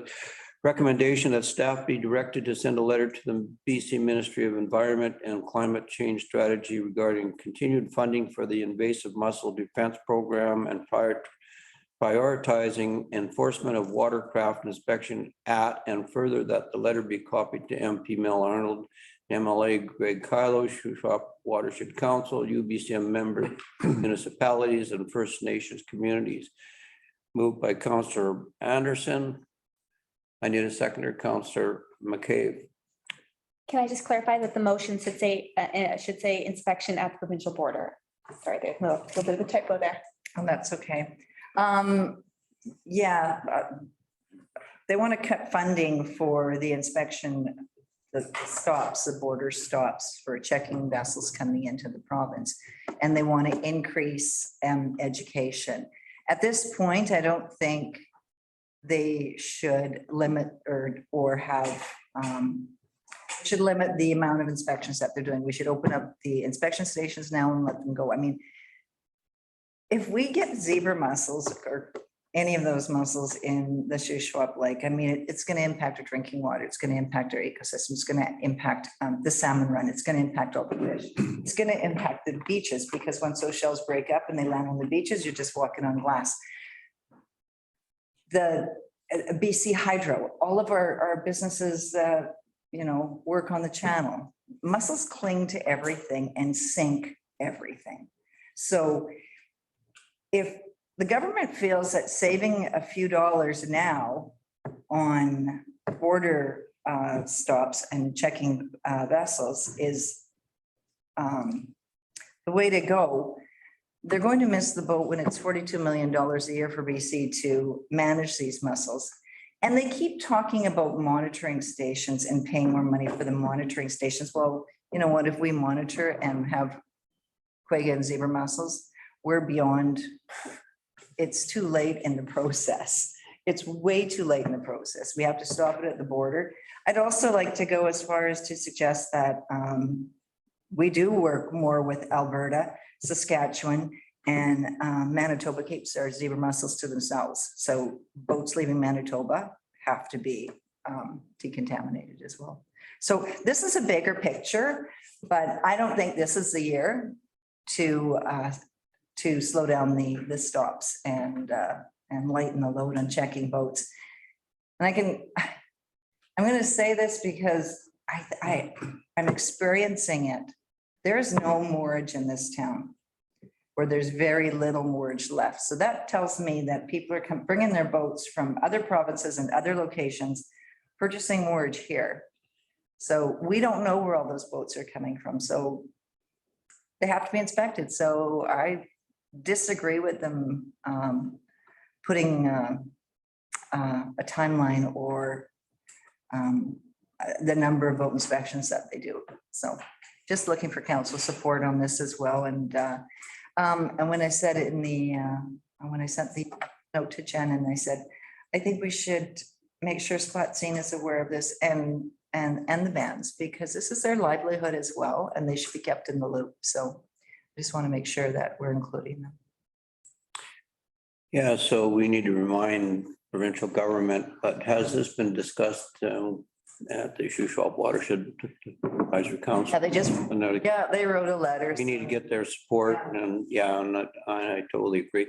Councillor McCabe, Councillor Bushel. Yeah, no, I support this 100%. I agree with Councillor Anderson. I think the inspections are underfunded. They shouldn't be reducing the funding. They should be increasing the funding. I know, I agree. And for monitoring and more awareness is too late. Yeah, I agree 100% with everything Councillor Anderson is saying. And our letter should we should be asking for additional funding for inspection stations, additional enforcement. Councillor Bushel. Yeah, I agree 100%. This is like really serious, especially for tourism for BC. And when I took the last two trips down to the States, I mean, they're checking down there. They got boat inspection stations everywhere for mussels, and in Nevada and all over the place. Councillor Anderson, just a question then. So from what you've experienced, you see them pulling back on this? I think, well, they should be. Yeah, Minister Heyman, I think, is going to pull back on the inspection stations and not fund as many, because he wants to fund more education. But I think that we need to, like Malcolm says, we need to put more money into boat inspection stations, and we still need to do the education, and we still need to expand to the other provinces and making sure that they get it, so we're all working together. Well, we prioritized this about 2 years ago, maybe even, maybe 3 or 4 years ago. But I mean, we've been talking about this, and it's disturbing the fact that they would not continue to prioritize this based on, it's just not this lake. It's other lakes in British Columbia as well. I mean, they're talking about Kukanuska and so forth. So anyway, I totally support this, and we'll see where it goes. But we really have to emphasize this in the letter that we write. All right, any other comments or questions on this? Call a question. All those in favor? Carried unanimously. Thank you. All right, moving on. On a stomp, Jason, can you give us a report on this? We're kind of getting, we're getting reports based on the fact that they're maybe jumping the gun. I don't know, but anyway, your take. I got kind of sidelined, and I kind of got hammered on this the other day, so Sure, update. sure. Through the chair. First of all, be with an emphatic, no, they have not been told that they have this event yet. There's a lot of missing pieces. Last Wednesday, it was brought to our attention that this group wanted to do an event called Son of Stomp. I contacted them on Thursday. We met with them on Friday and went through basically what it is that the event want to do. I have a report prepared that's coming to council for the 13th to ask for permission for this event. They have not yet actually submitted a facility use permit request. They've only spoken to us about this. The only question they asked us is there anything stopping them from advertising out there? And just like Monashi, who put their tickets out a long time ago, long before we have a permit, there's nothing we can do to stop them from telling people that this is what they plan to do. But they do understand that council still has to approve this event, and that they have a whole bunch of things, including things they haven't done yet: paying damage deposits, special event permits, copy of insurance, liquor license, getting copies of vendors for insurances and health permits if they need to, formal letter to request the good neighbor bylaw for noise, a fire ban. Council has to approve the use of the park during that time, because basically with these two events now back to back, we're going to take public use of the park out for basically 2 full weeks. In there, I can't remember the exact date, something like the 12th to the 26th, I believe, are the dates in there. So it's a long period of time for setup and takedown of these two events between them. All we have told them so far is that weekend is available. There's no reason with what they're requesting. It's a much toned down version of the Stomp. It's basically just a camp, bike games, and there's some canned music most of the time, and one band they've hired for the entire weekend that'll play both evenings on the back of a pickup truck, basically. So it's a very toned down version. They're realistically expecting 250 to 500 people. If it catches fire, it could go as high as 1,000. But they are camping out. They plan to camp on site, and they are motorbikes for the most part. So the motorbikes would be on site as well. So parking will be minimal in comparison to, say, the Monashi event, which will be almost entirely cars and campers and things coming through. So from what we've heard from them, and not only that, the two people that are organizing it have been involved with this event for years and years. To put it bluntly, they're better prepared for this event than Monashi has been the entire way along. They understand what needs to be done for traffic. They understand where to park. They understand. They knew all the criteria right off the hop, which made it so very simple to talk to them and prepare them for the event. So that's where it sits right now. They've chosen to go out there and tell people that they're going to go, but they know that they don't have approval, like I said, or even any of the documents into us yet. They're just, like you said, they're jumping the gun a little bit. Nothing we can really do to stop that. They just understand the consequences if they don't get this, is they're going to have to go back to their people and tell them no. So that's where we're at. Right, comments are good. Go ahead. Thanks. Thank you through the chair. When do they want to do this? It's July 15th to 17th. It's actually the event. The plan is Friday night and Saturday night, and then they'll exit the park on the Sunday morning, the 17th. And the music festival is when? The following weekend, the 22nd, 23rd.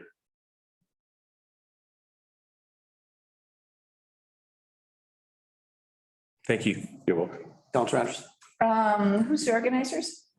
Diane, sorry, last names I'm going to fail, and Janie are the two individuals that I talked to. I think it's her name. Sorry, I've only met them once. Diane is the individual who got the email from.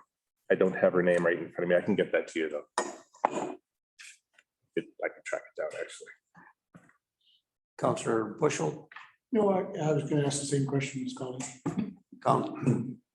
Slightly off the topic, but Monashi, they don't have a permit from us yet either. Exactly, and they've done everything that, like I said, we can't really prevent them from going out there and marketing their event. It's. I did see Son of Stomp on social media, asking for vendors and bands. Yeah, that's what kind of created this, because all of a sudden we're having the conversation. Jason and I had a conversation around it. We were doing the research, and it's on social media. Oh man, how you could get into trouble without trying. Mr. Parliament, I'll default to the right honorable. Sorry, did you say one band?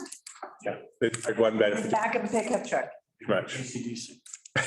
It's, they described it as a hillbilly band that'll be playing on the back of the, yeah, that's how it was described to us. It's really just background, it's not the focus, the music, and that is not the focus of it, it's camping, So they're just your garden, a big place to drink beer and camp. pretty much, Right. pretty much, Hey, let's call it what it is. pretty much. Beat around the bush. Mr. Parliament, you're up. I would recommend you bring it to April 13th meeting. Bring it right here, Sure. the whole group, nice and all. Just come before council and exactly lay it out to what Councilor Anderson's saying. What is it you guys want? What do you want to do? And bring them on April 13th and they can speak to it. Go ahead, Bob. Thank you, Mr. Mayor. Can I ask a theoretical question? If we said no to this right now, could we stop this? I'm just asking. Yes, Yes. yes. You know, when I went to their website, you guys. Sorry. Go ahead. Hold it, Jeff. I apologize. You should apologize. You go to their website, which they were, obviously they jumped the gun. They got down at the bottom, bikes, babes, and beers. I think we're all asking the question, is that what we are as a community? And I emphatically support what Monashee's trying to do. I've read their proposal. I think that, they raised some questions, but when I look at their lineup and the work they've done in their proposal versus the beat up comments I received with the previous stop, it's an interesting question. Is that our morality? Is that our ethics? When you go right to the bottom there, just go right to the bottom, right there.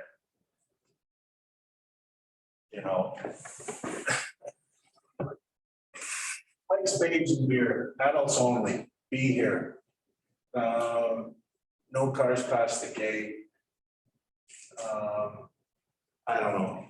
Anyways, I bring it just to council on the 13th of April. I can explain what they basically want to do, but I think Councilor Anderson nailed it. It's a place where they want to party for 2 days and drink beer but to your question, Councilor Evans, yes, you can kill it right now if you want to, but I would hear them out on April 13th. That's my profession. So I think we need to hear them out, but Greg Stevenson and I talked about this last night, and he showed me the reports on, it was 174 replies to this particular event happening.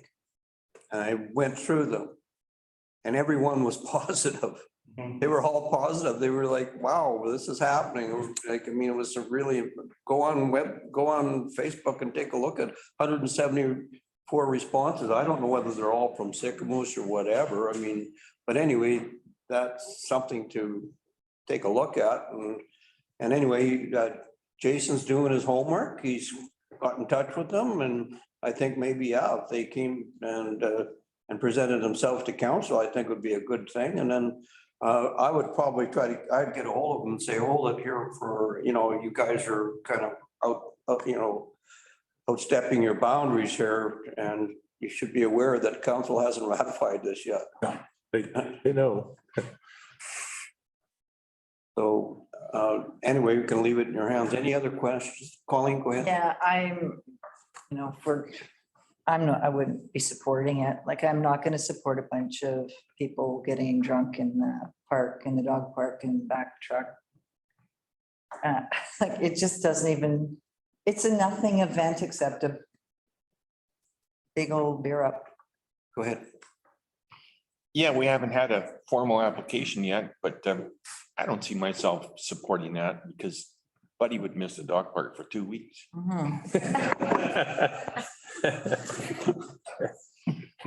No, seriously, I don't see it bringing anything positive to our town. We have, our data for our census data is 2021, but we're still running on the 2016 data, but which says we have 2,600 people in our town, I think. But if I'm curious what the 2021 data says for what our population is now. We might be at 3,000. I think that increase in population is a lot of young families moving to town and a lot of seniors retiring here. None of those groups would appreciate this, in my opinion. Go ahead, Ryan. Through the chair, I think more people will use that park within the window involving cleanup than for as a dog park than they will for this event possibly. And how could I justify telling residents that they can't take their kids and their dog to the dog park because we let these guys use it? And I'd only been to the stomp once, but I really didn't approve of the way it was very sexist event. It was outdated and it'd be embarrassing to put my name on the one they had then. And one they're using the same name. I don't expect it to be a different event. The over 19 thing, I'd say no, just based on the fact they won't let kids in there. Not that they should let kids in there. It's not a family zone. Go ahead, Bob. Yeah, I think that people just are looking for a post-COVID way to have a lot of fun. And they are gonna cause our works guys a lot of work, I think. They're gonna create a mess. They're gonna tick off a lot of people. And I agree with what Councillor Ryan said. This is a very sexist event, and it's 2022, and I am not gonna support this even if those guys come. So I don't know what the council thinks, but it's almost in my mind a waste of time for those guys to come next week. That's just what I think. If you want to give me a hearing, that's fine. I'd like to nip it in the bud. That's just my opinion.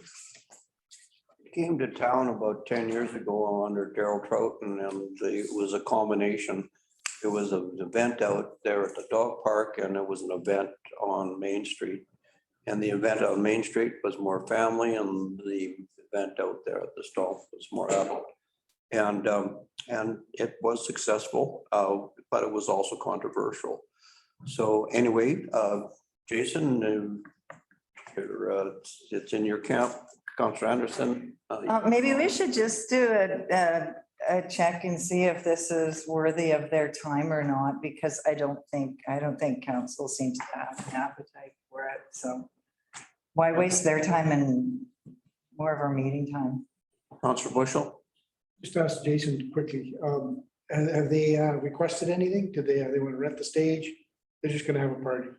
They requested the wash car, but for the showers only. And they want it for free? They haven't asked for that yet.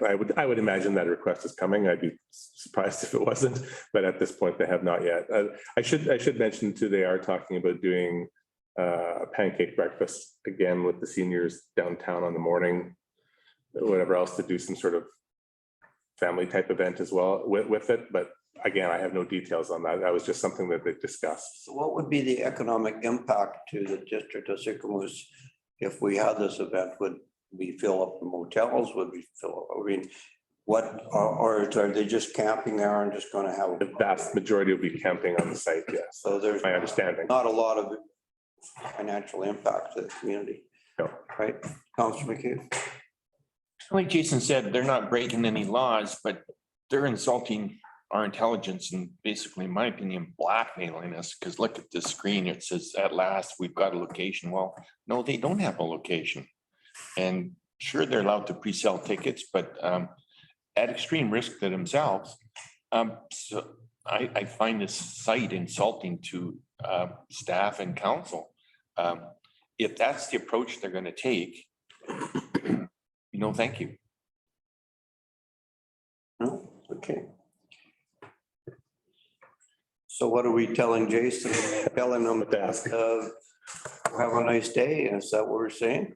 It seems to be, is there a resolution that I'm hearing? Well, we can't, I'm sorry. We can't say no to something that we haven't been asked of yet. Wouldn't we have to wait for a formal application, Jason, before we say no to something? They're not. Like, maybe Jason can relay what we've all just said we'd say. I was gonna say, I can simply relay it to them. The council had a discussion today in a special council meeting, and that they might, it's up to them ultimately if they want to put a permit in, because you're right, we haven't got anything formally to respond to yet. All we've done is told them, yes, the park is available on those dates and we'll move it forward, fill out the application. That's really all we've done with them so far. So there's nothing really formally to say no to, but that doesn't stop me from getting in contact with them and say, council discussed it. They're not really in favor of it. It'll save you the time and effort of filling out the application. However, if they do choose to fill out that application, there still have to be a response to it. So. Right, well, Thank you, through the chair. So if we said that the park's available, we just mean that there's no bookings there again. Correct. But they might have taken that to say, yes, we've got a location. Because that looks like that's probably what they've done. It's not against you in any way. Understood. I'm just saying that's probably why they've got that on their website. Because it's free. They're not gonna say no to us. Right? I think when they show up, they're thinking that they're gonna get a yes. So anyway. I've done this. Ed Gord. I just think, pretty much all kind of think it's a lot of time for public works and for what it's really worth. And we know how bad the cleanup can be. And so just do what you, like you said, and if they say they want to come in and fill out an application, then they'll have to do a delegation. But right now, the council that was there, pretty much unanimous, Yeah, that's fair. All right. All right, we'll leave it in your hands. Thank you. Okay. Thank you, Jason. Son of Stomp.